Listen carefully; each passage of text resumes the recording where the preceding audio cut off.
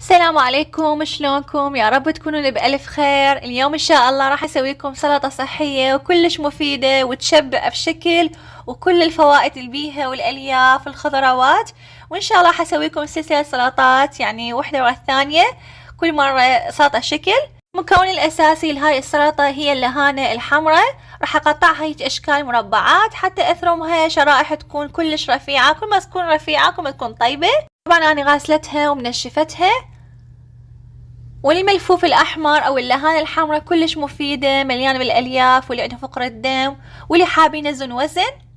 هنا راح أخلي اللهانة اللي قطعناها شرائح خفيفة، وراح أضيف عليها كمية من الملح وكمية من الليمندوزي ورشة من الشكر، كمية قليلة، وشوية من عصير الليمون الحامض.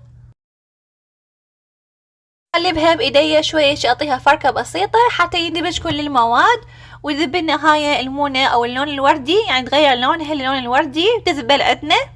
راح أتركها على صفحة وأجيب باقي الخطوات. عندي هنا بصل الأحمر قطعته جوانح، راح أضيف عليه شوية خل أبيض، شوية من عصير الليمون ورشة ملح، وأقلبه وأتركه هم يذبل عندنا، وأكمل باقي السلطة.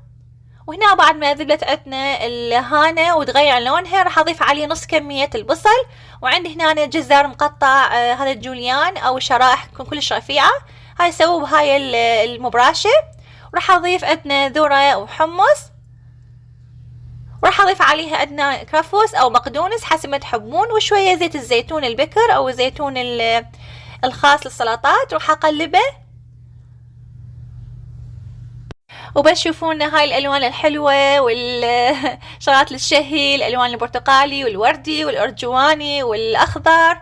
طبعا كلش هاي السلطة مشهية وتشبع ولذيذة. راح ازينها بشوية ذرة وبالحمص، واخر شي باقي من هاي شرحات البصل وشوية من الكرفس، تزيين بسيط، بسيطة من زيت الزيتون ورشة من السماق، واذا تحبون تضيفون شوية كمون.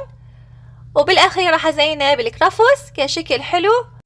وهذا يعتبر طبق جانبي او طبق مقبلات، ممكن تقدموها ويا شاورما دجاج مثل ما انا قدمتها ويا شاورما الدجاج، او مثلا ويا اي شيء انتو ببالكم. واذا مسوين رجيم تاكلوها هاي وحدها كوجبة اساسية مليانة بالالياف والفيتامينات ومشبعة بشكل، يعني اذا اكلتوها بعد ما تجوعون تقريبا نص النهار. كلش لذيذة وتشهي. يا رب ان شاء الله عجبتكم وصفة اليوم وتجربوها وتدعوا لي ان شاء الله. وبألف عافية عليكم، وفي امان الله.